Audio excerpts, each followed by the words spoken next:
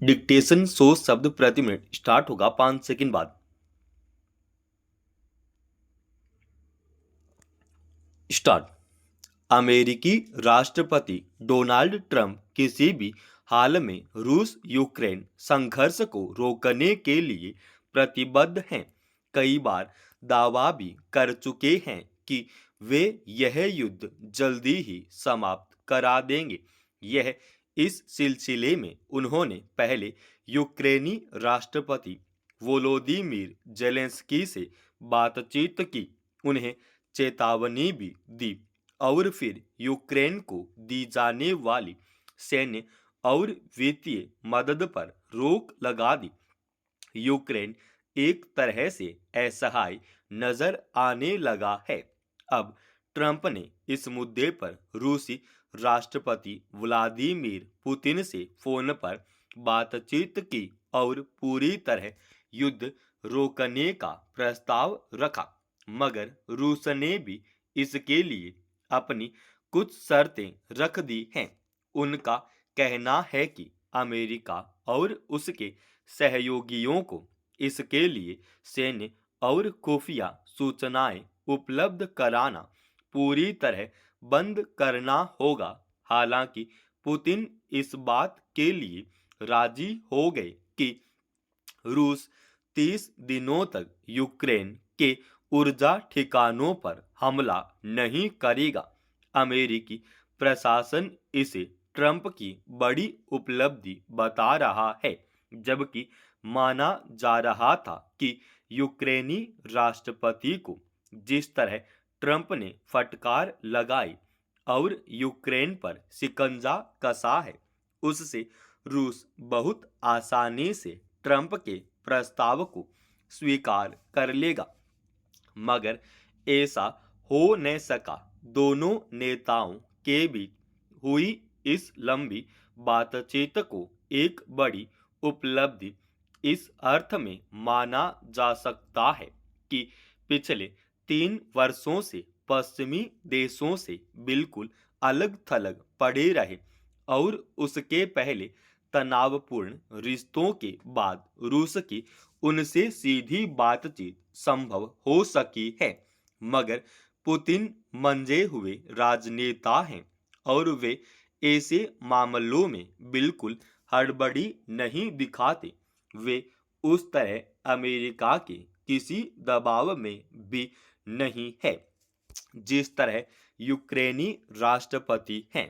फिर उन्हें इस बात का भरोसा नहीं है कि अमेरिका कब तक अपने ताजा रुख पर कायम रहेगा, इसलिए वे जल्दबाजी में किसी समझौते पर हस्ताक्षर नहीं करना चाहते। यूक्रेन के साथ रूस का संघर्ष ही इस बात को लेकर है कि यूक्रेन नाटो की सदस्यता लेना चाहता है।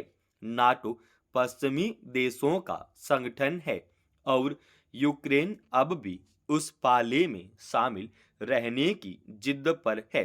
इसलिए जब ट्रंप ने अमेरिकी मदद बंद करने की घोषणा की, तो यूक्रेन ने अन्य पश्चिमी देशों से मदद पाने की कोशिश शुरू कर दी। वे अब भी यूक्रेन के साथ खड़े हैं, इसलिए रूस ने यूक्रेन की जड़ों पर प्रहार करने की शर्त रख दी है।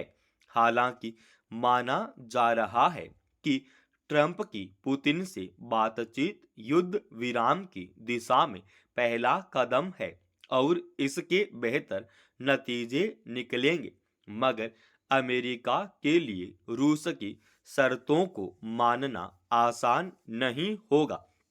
वह नाटो के दूसरे सदस्य देशों पर कैसे दबाव बना सकता है कि वे यूक्रेन को सैन्य और खुफिया जानकारियां उपलब्ध कराने पर पूरी तरह रोक लगा दें। यह एक तरह से रूस के सामने महत्वपूर्ण करने जैसा होगा। यह ट्रंप भी शायद नहीं करना चाहेंगे। दरअसल ट्रंप की नज़र यूक्रेन के खनिज संपन्न इलाकों पर है और वे उन पर कब्जा करना चाहते हैं। रूस उन क्षेत्रों में अमेरिका की पेठ पर सहमति दे चुका है, पर इसके लिए युद्ध विराम जरूरी है। ट्रंप इसके लिए क्या रास्ता निकालते हैं, देखने की बात है। इस संघर्ष में काफी खून बह चुका, बहुत कुछ तबाह हो चुका है। मानवता के लिए भी इस युद्ध को रोका जाना जरूरी है। अंतरिक्ष यात्री सुनीता विलियम्स और बुच विल्मोर की सुरक्षित वापसी वैज्ञानिक उपलब्धि है ही। इससे भावी अंतरिक्ष अभियानों के लिए नई संभावनाएं और नई राहें खुलने की उम्मीद है। अंतर्राष्ट्रीय अंतरिक्ष केंद्र में 9 महीने रहने के दौरान सुनीता ने न तो अपना हौसला खोया और न ही अपना समय गंवाया। पूरे आत्मविश्वास के साथ वहां वे कार्य करती रहीं। किसी न किसी दिन उन्हें लौटना है।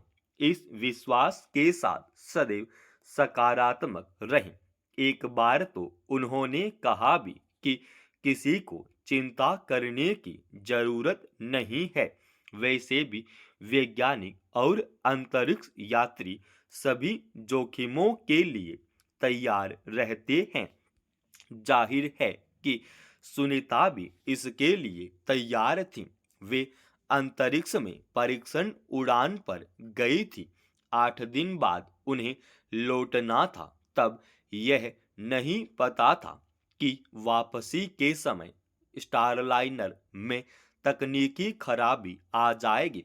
अंतरिक्ष केंद्र में रहने के दौरान न केवल उन्होंने अपना अध्ययन जारी रखा, बल्कि कई अनुसंधान और प्रयोग भी किए।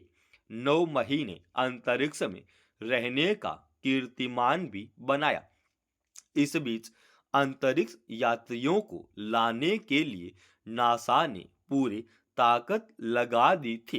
तकनीकी दिक्कतें इतनी थी कि अभियान अधूरा होता लग रहा था, मगर स्पेस एक्स के ड्रैगन कैप्सूल की मदद से सुनीता और बुच विल्मोर के साथ निक हेग और अलेक्जेंडर गोर्बुनोव को भी फ्लोरिडा के तट पर उतार लिया गया।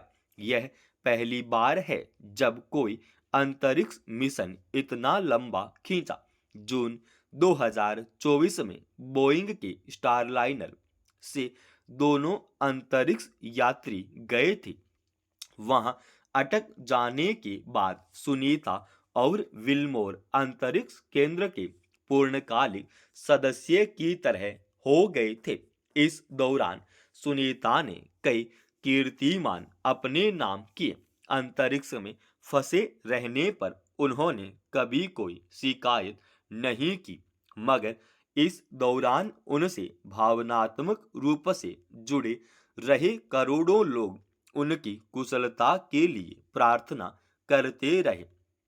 अब उनके लौटने के बाद वैज्ञानिक अंतरिक्ष में लंबे समय तक रहने के प्रभावों का गहन अध्ययन कर सकेंगे।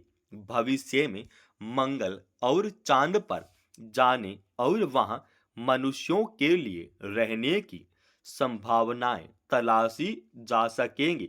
आखिरकार नए अनुभवों से साक्षात्कार का ही नाम विज्ञान है। समाप्त। दोस्तों, रोजाना ऐसी एडवांस डिक्टेशन के लिए इस चैनल को आप अभी सब्सक्राइब कीजिएगा। और आज के इस डिक्टेशन का पीडीएफ फाइल हमने हमारे Telegram channel study with HP Swami पे डाल दिया है, जिसका लिंक इसी वीडियो के डिस्क्रिप्शन में डाल रखा है।